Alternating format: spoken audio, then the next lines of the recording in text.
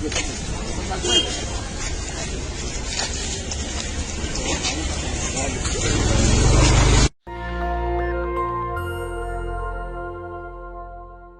Video देखा आपने, ये वो 11 लोग हैं जिनको रेप और हत्या के आरोप में सजा हुई थी उम्र कैद की, लेकिन अब इनको मिठाई खिलाया जा रहा है। ये भी मोदी है तो मुमकिन है।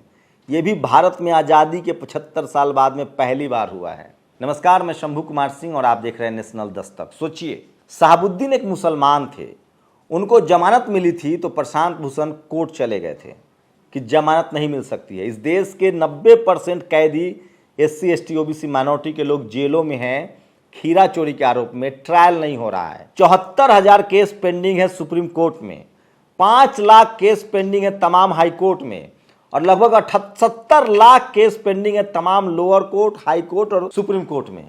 लेकिन सोचिए इस देश की कानून व्यवस्था, सुप्रीम कोर्ट में पिटीशन डली, मर्सी पिटीशन, और गुजरात सरकार ने उसको मान लिया। और बिल्किस बानो, गोधरा दंगे में इनके साथ गैंग रेप हुआ था, हत्या हुई थी एक ही परिवार में, और इन सबको छोड़ दिया गया है। आप अंदाजा लगा सकते हैं कि इस देश में काम कैसे हो रहा है। अगर आप हिंदू मुस्लिम में मुफीद हैं तो आप हत्या करके भी बच सकते हैं।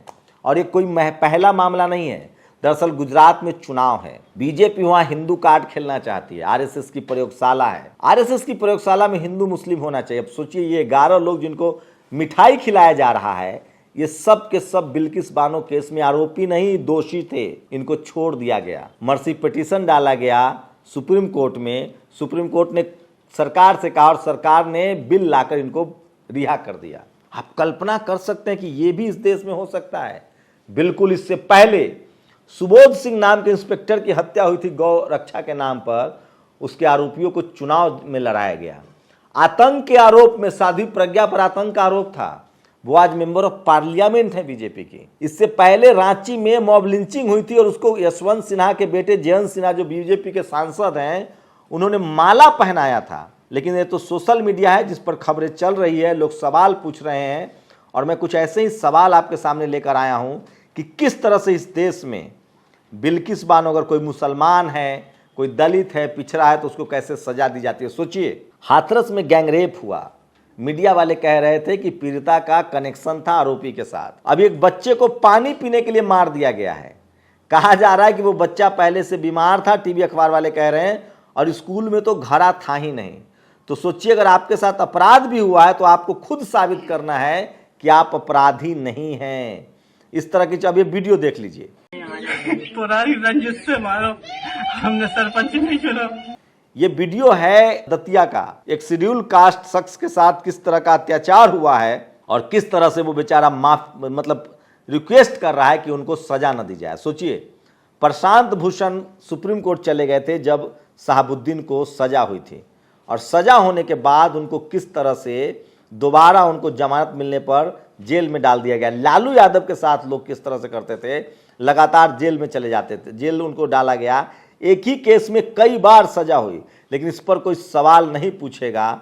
मैं इसलिए कह रहा हूं कि भारत में जाति देखकर सवाल पूछे जाते हैं, सब कुछ जाति देखकर तय होता है। सोचिए, ब्रिगेडियर अनुपमा आचार्य ने किया, बलात्कारियों को टीका लगाती हुई महिलाएं क्या संदेश दे रही हैं कि महिलाओं के साथ बलात्कार करने वाले सम्मान के योग्य हैं। सोचिए, उनको टीका लगाया जा रहा है। लेकिन मैं लगातार निर्भया केस के दौरान पूरे देश में गुस्सा था, लोग दोषियों को फांसी देने के लिए परिवार के साथ खड़े थे, लेकिन आज बिल्किस बानो के साथ कोई खड़ा नहीं है। सोचिए, क्या निर्भया ब्राह्मण समाज की महिला थी इसीलिए उनको न्याय मिला, और क्या बिल्किस बानो एक मुस्लिम महिला है इसलिए उनको छोड़ दिया गया है? सवाल तो है ये। अभिनव पांडे लिखते हैं, बिल्किस के दोषी मासूम समेत 14 के हत्यारे, 11 दोषियों को छोड़ देना सामान्य बात नहीं। गुजरात बीजेपी सरकार की मंजूरी से छोड़ा गया है। इस सब कुछ गुजरात चुनाव को लेकर किया जा रहा है, और लगातार सोशल मीडिया पर लोग सवाल पूछ रहे हैं, और इसलिए मैं बार बार कह रहा हूं। आरफा खानम ने पूछा है, 2002 के गुजरात मुस्लिम नरसंहार में बिल्किस बानो के 14 लोगों की हत्या की गई, जिसमें इनकी 3.5 साल की मतलब 3.5 साल की बच्ची और सिर्फ 1 दिन का नवजात भी था। उसके बाद भी इन आरोपियों का स्वागत हो रहा है। इसी को कहते हैं ब्राह्मण राष्ट्र, जिसमें रेप करने वाले को, हत्या करने वाले को टीका लगा के छोड़ दिया जाएगा, और आप कुछ नहीं कर सकते हैं क्योंकि वो सरकार को सूट कर रहा है। लेकिन सोशल मीडिया है, लोग लगातार सवाल पूछ रहे हैं, सवाल पूछना भी चाहिए। अगर आप जिंदा हैं तो जिंदा दिखना भी चाहिए। हम लोग पत्रकार हैं, हमारा काम है आपको इन तरह की खबरों से वाकिफ कराना, ताकि सनद रहे कि इस देश में चल क्या रहा है, हो क्या रहा है। अब सोचिए कि हत्यारों को छोड़ सकती है सरकार, या आप कल्पना कर सकते हैं ये हो रहा है इस देश में, क्योंकि लोग कह रहे हैं कि मोदी है तो मुमकिन है। तो बिल्किस बानो के हत्यारों को रेप हुआ था, मर्डर हुआ था, 14 लोगों का मर्डर हुआ था, उसके बाद भी कहीं टीवी अखबार पर कोई खबर देख रहे हैं क्या? लोग सिर्फ सोशल मीडिया पर लिख रहे हैं। इसलिए मैं बार बार कह रहा हूं कि सरकार जो है वो मैनेज है, पूरी तरह से मैनेज है, और आप इसको कुछ नहीं कर सकते। मैं इसलिए कह रहा हूं कि आज मुसलमान की बारी है, पिछड़ों की बारी है, दलितों की बारी है, और इस सब कुछ इसलिए हो रहा है कि मीडिया ट्रायल नहीं हो रहा है। सोचिए, मनु शर्मा का केस याद है, सारे आरोपी बरी हो गए थे, उसके बाद मीडिया ट्रायल चला और उसमें वो दोषी साबित हुआ। उससे पहले के और यादव फैमिली पर आरोप था कि उन्होंने हत्या की थी, और मीडिया ट्रायल चला और उसके बाद उस परिवार को सजा मिली। मैं सजा के पक्ष में हूं, लेकिन सोचिए कि मीडिया ट्रायल तभी क्यों चलता है जब आरोपी गैर सवर्ण हो या पीड़ित सवर्ण हो। दो चीजों का ध्यान रखा जाता है। अगर आरोपी गैर सवर्ण है तो मीडिया ट्रायल होगा, या फिर अगर पीड़ित सवर्ण है तो मीडिया ट्रायल होगा। अगर दोषी सवर्ण है और पीड़ित गैर सवर्ण है तो भी मीडिया ट्रायल नहीं चलेगा। एक बहुत बड़ी ये पाप है, और गुजरात के लोगों में ये बात मैसेज जाना चाहिए, पूरे देश में ये मैसेज जाना चाहिए कि क्या अब वो दौर आ गया है जब हत्या करके भी आप बच सकते हैं। और वही देखिए, सोचिए, शुभांकर मिश्रा ने एक वीडियो शेयर किया, ये है श्रीकांत त्यागी पर जो जिस महिला के साथ बदसलूकी हुई थी, वो महिला वीडियो बना के कह रही है कि योगी जी और मोदी जी अच्छा है। मतलब आप सोचिए कि जिस सरकार में जिस पार्टी का नेता लगातार गुंडई कर रहा था, अपराध कर रहा था, उसमें पीड़ित पर कितना दबाव होगा। पूरे त्यागी समाज संगठन मीटिंग कर रहा है और उस महिला को आके वीडियो बना के कहना पड़ रहा है कि त्यागी की वजह से योगी जी और मोदी जी पर सवाल नहीं उठाया जाना चाहिए। तो धर्म की राजनीति ने इस देश को अंधा बना दिया है।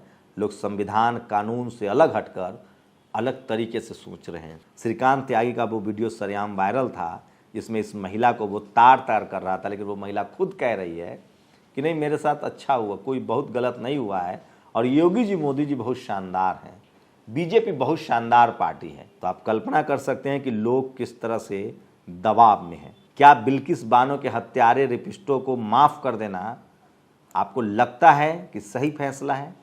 अपनी प्रतिक्रिया जरूर दीजिए। शुक्रिया। नेशनल दस्तक की आपसे गुजारिश है कि अगर इसको बचाना चाहते हैं तो नेशनल दस्तक को सब्सक्राइब करने के लिए रेड कलर के सब्सक्राइब बटन को दबाएं, फिर बेल आइकन की घंटी दबाएं। नेशनल दस्तक को बचाने के लिए बहुत जरूरी है कि हर खबर को शेयर करें, लाइक करें, कमेंट जरूर करें।